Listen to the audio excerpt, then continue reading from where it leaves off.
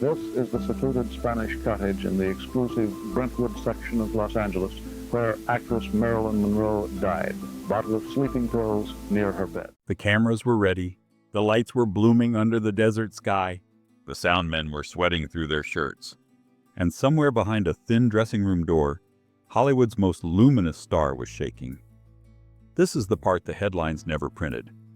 This is the part the studio never wanted the public to see. Because on that scorching summer shoot, Marilyn Monroe didn't just collapse from heat. She collapsed from pressure, the kind that breaks bodies long before it breaks careers. But before we get to the day the world noticed, we need to return to the moment the unraveling began. A role written to save a marriage. The year was 1960. Arthur Miller, Pulitzer-winning playwright, literary titan, and Marilyn Monroe's husband, was about to attempt something unprecedented. He would write his troubled wife a character designed not to challenge her, but to heal her. Rosalind, he later said, was written to make Marilyn feel good. It was a sentimental idea, half love letter, half rescue mission, and Miller believed that if Marilyn could inhabit a character without ridicule, without comedy, without the breathy sex kitten persona the studios kept weaponizing, she might find a version of herself she could live with. Is anybody any different? Maybe you're not supposed to believe what people say.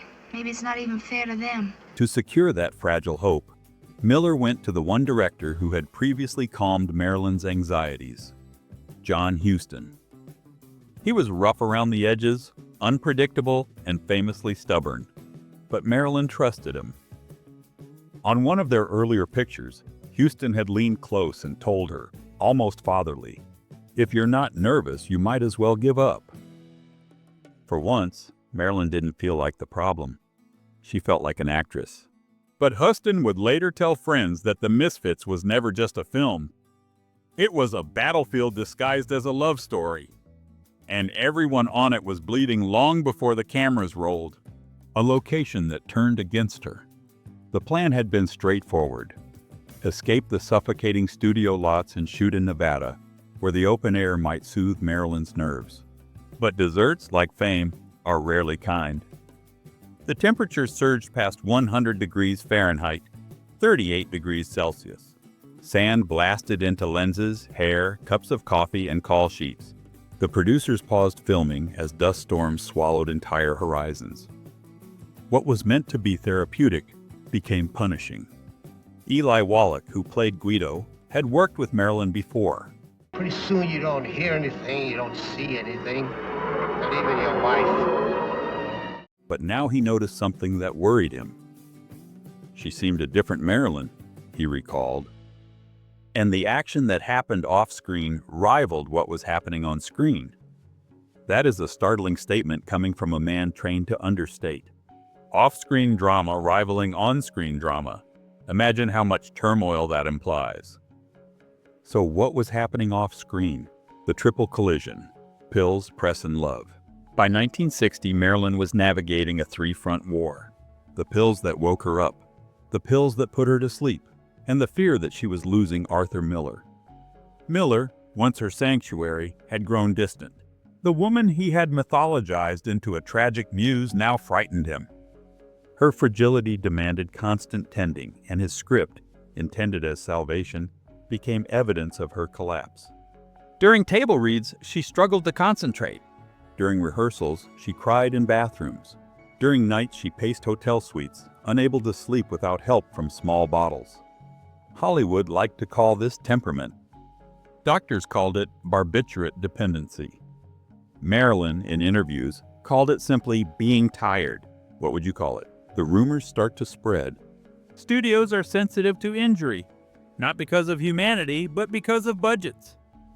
Every hour a star doesn't show means trucks idle, grips wait, extras sweat under the sun, and accountants panic. In Marilyn's case, the whispers began early. She's late again. She didn't sleep. She needs her coach. She needs more time. She needs another pill. Some worried about her.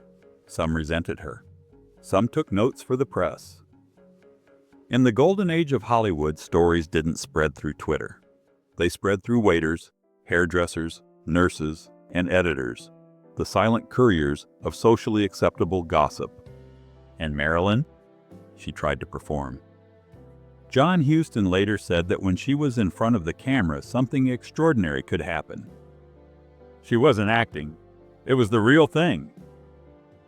But between takes, her mood slipped like wet cloth from a line. She wept, trembled, hid, apologized, and then, as if her body had learned to self-protect, she would go blank. Huston described one visit to her suite. She was euphoric, and then she went into a kind of trance. It was the worst I'd seen her. The director of the Maltese Falcon and the African Queen had seen plenty of human wreckage. But Marilyn was different. She broke in silence. The day the body surrendered. On August 27, 1960, in desert heat that could buckle steel, Marilyn's body finally refused to cooperate. She collapsed.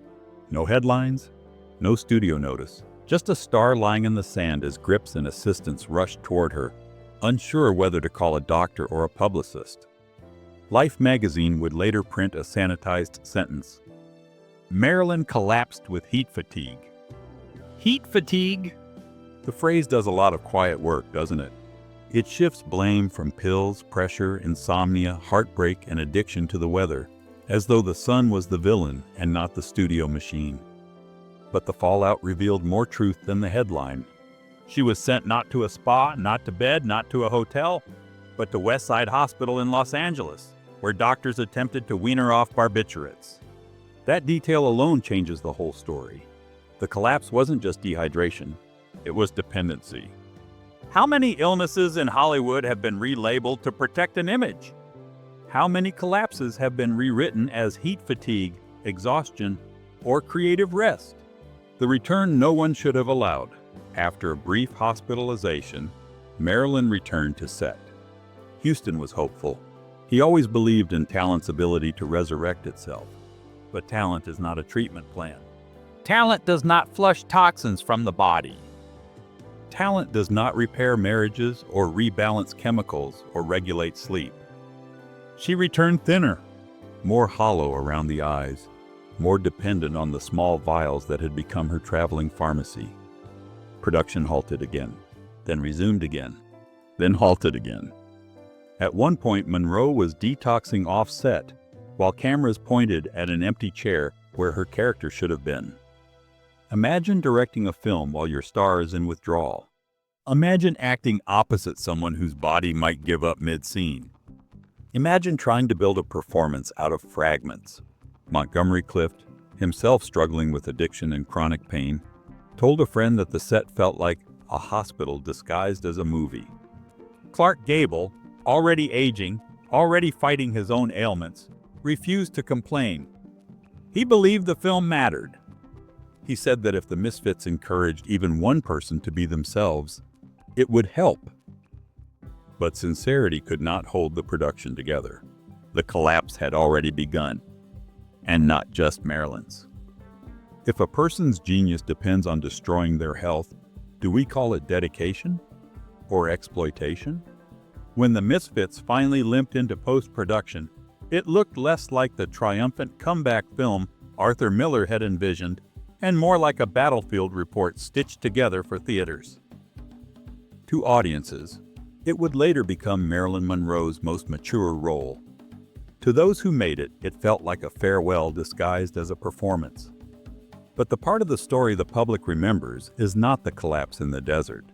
It is the collapse that came later. The one that happened under the fluorescent lights of a soundstage, with executives pacing the hallways and lawyers rehearsing press statements. This time, the machine noticed. The aftershock of the Misfits. The Misfits premiered in February 1961.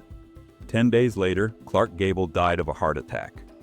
Reporters instantly wondered whether the grueling Nevada shoot had contributed to his death. Some whispered that Marilyn's lateness had prolonged the schedule and therefore hastened Gable's decline. The notion was cruel and unfair, but Hollywood has always loved a scapegoat. Marilyn blamed herself. She told friends she killed him, though there was no medical basis for such a belief. This is the tragedy of myths. Sometimes the people inside them start believing the stories outside them. Soon after, Arthur Miller and Marilyn separated. His romantic rescue mission had failed. The role written to make her feel good became a document of what she could no longer be: hopeful, tender, unbroken.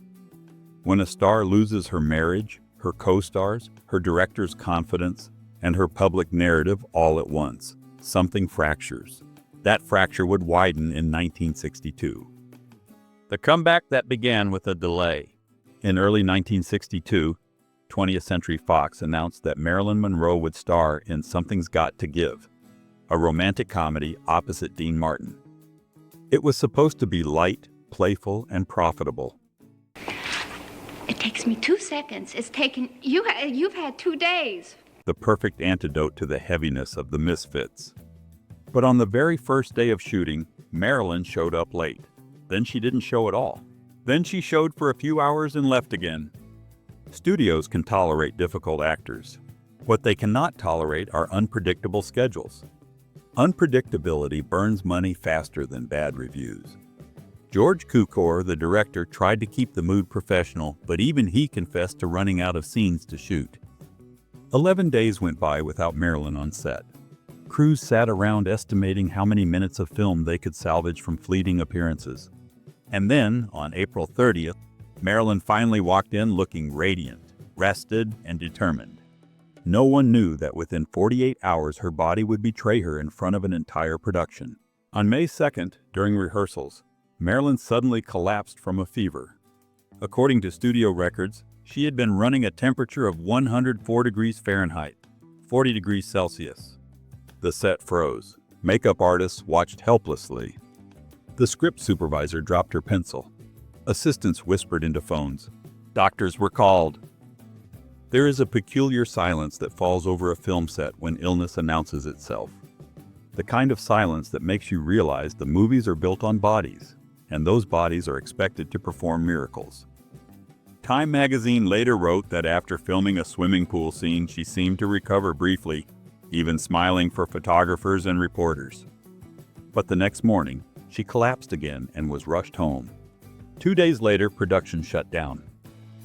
Not for artistic reasons, not for rewrites, but because the film no longer had a lead actress who could stand upright for more than a few hours. By May 10th, the studio had only 2 usable days of footage for Marilyn out of 18 scheduled days. This is the part where accountants started doing math, where agents started making phone calls, where lawyers started preparing letters. If the collapse during the Misfits was quiet and private, the collapse during Something's Got to Give was loud and public. Paparazzi circled the production like vultures. Rumors multiplied in newspapers. Was she pregnant? Was she overdosing? Was she drunk? Was she high? Was she suicidal? Was she being sabotaged by the studio? In 1962, there was no language for mental health crisis, only language for scandal. Marilyn was acutely aware of what this narrative could do. In one of her last interviews, she spoke to journalist Richard Merriman with a mixture of fear and defiance. "Don't make me a joke." It is one of the most heartbreaking sentences ever spoken by a star. Not because it reveals weakness, but because it reveals clarity. She knew the machinery. She knew the consequences. She knew that once a woman becomes a punchline in Hollywood, the career ends long before the body does. On June 8th, Fox fired Marilyn Monroe from Something's Got to Give. The official reason was breach of contract. The unofficial reason was urgency. Fox was simultaneously hemorrhaging money on another production, Cleopatra, starring Elizabeth Taylor. You come here then running over with wine and self-pity to conquer Caesar. A film that would eventually become the most expensive movie ever made at that time. Executives decided that 1 fiasco was survivable, 2 were not. So Marilyn, the woman whose face had once powered box office receipts worldwide, was dismissed like a liability. Fox even sued her for damages. Publicly, aggressively, almost gleefully. But then something unexpected happened. The public did not side with the studio. They sided with Marilyn. The scandal turned into sympathy. Dean Martin refused to continue filming without her. Photographs from the infamous poolside shoot, where Marilyn posed nude behind fabric, circulated internationally and electrified audiences. Suddenly, Fox wanted her back. Negotiations reopened. New contracts were drafted. Marilyn was rehired. The comeback was being rewritten in real time. And then, before a single new scene could be shot, the story twisted. On August 5, 1962, Marilyn Monroe was found dead in her home at age 36. There would be no completed film, no triumphant return to the set, no press interviews explaining her collapse. Only a narrative gap that the public would spend decades trying to fill. Hollywood hates unanswered questions. They invite conspiracy, myth, legend, and uncomfortable truths. Here are a few questions that linger. Was Marilyn fired because she was sick, or because she was expensive? Was her collapse caused by exhaustion, or by dependency? Was her body failing, or was the system failing her? And most haunting of all, if she had been a man, would the studio have treated her the same way? Audience question. When a star collapses, do we blame the star, or the industry that pushed them to collapse? If the newspapers told a story of a woman who collapsed on set, the medical reports told another story entirely. Because for Marilyn Monroe, collapse was not a single moment. It was a process, as gradual and invisible as erosion. Hollywood in the 1950s and 60s ran on chemicals. Executives took stimulants to stay thin. Directors relied on sleeping pills. Actors mixed whiskey and sedatives to wind down between scenes.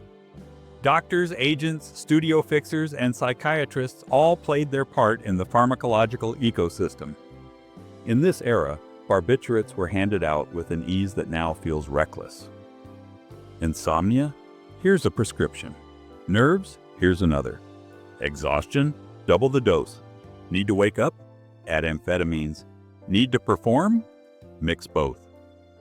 Paula Strasberg, Marilyn's acting coach and constant companion on set, watched helplessly as the bottles accumulated. Arthur Miller later said, Strasberg was a little crazy and not competent to help. But no one else stopped the ritual either. Marilyn once joked that she had pills that could put elephants to sleep. It was not really a joke. When doctors refused refills, she found them elsewhere. Dentists, friendly physicians, house call psychiatrists, producers who didn't want to lose shooting days. All of Hollywood had an interest in keeping Marilyn awake, alert, and working. No one asked whether Marilyn Monroe the human could survive the demands of Marilyn Monroe the icon. To the public, Marilyn was living the dream. She was rich, adored, photographed, chased, analyzed, fantasized about. Men idolized her. Women envied her. Critics compared her to Garbo, Dietrich, Bardot. But this fantasy left no air for privacy. The boundaries of her life were paper thin. Neighbors, reporters and hairdressers, security guards, bellhops, agents, makeup artists, camera crews, journalists, doctors, fans, lovers, husbands.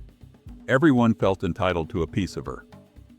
And when you are consumed like that, the self becomes a negotiation instead of a person. Eli Wallach said the drama offset during the Misfits seemed to rival what was happening on screen. Consider how extraordinary that observation is. The film itself was about broken people, lost dreams, and emotional exhaustion, and reality was still louder. Monroe often played the comedic blonde, the flirt, the ditzy dreamer. But privately, she lived with chronic insomnia, anxiety, and a persistent sense of being unwanted. The pills quieted the symptoms. The fame amplified the causes. Hollywood has always had euphemisms for mental health. In Marilyn's time, the word was temperament. Studios said she had temperament. Directors said she had temperament. Columnists said she had temperament. It became shorthand for everything that troubled her. Late arrivals, last-minute cancellations, crying spells, anxiety attacks, dependency, illness. Temperament made it sound glamorous. Like part of the mystique. Like creative madness. Like brilliance. But temperament also made it easier to blame her when production suffered. Instead of asking why she was collapsing, the industry asked why she was not cooperating. Hollywood rarely punishes the system. It punishes the symptom. There is a reason tragic, beautiful women fascinate audiences more than tragic, ordinary men. Society loves to witness the fall of someone it has elevated. It feels like a story. And Marilyn, whether she wanted to or not, became a narrative. A narrative of innocence, a narrative of sexuality, a narrative of victimhood, a narrative of power, a narrative of self-destruction, a narrative of America itself, glamorous on the outside, anxious on the inside. When she collapsed, it validated the myth. Audiences could whisper, "See? Even she couldn't handle it." But what exactly was the it? Fame, expectation, loneliness, dependency, Hollywood? America's obsession with glamour, or simply being alive in the wrong kind of spotlight? By mid-1962, Marilyn Monroe was attempting something rare, a Hollywood comeback. She had negotiated her way back onto Something's Got to Give. Dean Martin insisted she remain attached. Public sympathy was starting to outweigh studio hostility. Photographers loved her again. Fans cheered again. The contract was revised. The future was being rewritten. But privately, the scaffolding was sagging. Friends noticed her speech slow. Her face looked puffy. Her sleep patterns were erratic. Phone calls drifted into long, quiet pauses. Richard Merriman, during their final interview, watched as Marilyn oscillated between wit and fragility. At one moment, she was radiant, aware of her power, proud of her influence. In the next, she begged, "Don't make me a joke." There is something unbearably human about that sentence. It means, see me as a person, not a headline. It is the most tragic request a star can make, and the least likely to be honored. On August 5, 1962, Marilyn Monroe was found dead of acute barbiturate poisoning in her Brentwood home. The official ruling was probable suicide. To this day, that word, probable, keeps conspiracy theories alive. The truth is more complicated and far less cinematic. Barbiturates are ruthless chemicals. They slow the breath. They sedate the mind. They narrow the line between sleep and unconsciousness until one miscalculation becomes permanent. Whatever happened that night, one fact remains. It was not the first time Marilyn Monroe collapsed. It was simply the last. Here is the part of the story Hollywood actually got right. Marilyn Monroe did become legendary. But not for the reasons she wanted. Not for the reasons Arthur Miller wrote for. Not for the reasons fans imagined. She became a legend because legends are easier to manage than people. A legend cannot be late to set. A legend cannot have addiction. A legend cannot ask for a raise. A legend cannot say no. A legend cannot collapse from heat or fever or loneliness. A legend only exists when the person no longer does. Most people think the story is simple. Marilyn Monroe collapsed once in Nevada, and once on a soundstage, and then finally in her home. But collapses are rarely single events. They are the visible result of invisible damage. So what collapsed first? Was it her body, her marriage, her sleep, or her reputation, her confidence, her identity, her support system? Or was it the audience that demanded a myth instead of a woman? And the hardest question of all, if Marilyn Monroe had not been Marilyn Monroe, would she have survived? In the end, Marilyn Monroe's life leaves us with fewer answers than questions. Was she destroyed by addiction? Or sustained by it long enough to work? Was she suffocated by fame? Or kept alive by the attention? Was she betrayed by the studio system? Or by the loneliness that existed before she ever reached Hollywood? Was she a victim of external pressures? Or of internal wounds that no amount of applause could fill? There is no clean answer. But there is one truth worth remembering. A collapse is not always a moment. Sometimes it is a career. Sometimes it is a marriage. Sometimes it is a myth. And sometimes it is the price a culture pays for demanding perfection from someone who only ever wanted to be seen. When you watch Marilyn now, the smile, the wit, the shimmering screen presence, what do you see first? The icon or the person underneath it? Let us know in the comments. And if you found this exploration compelling, consider subscribing for more stories about the legends who built Hollywood and the costs they quietly paid along the way.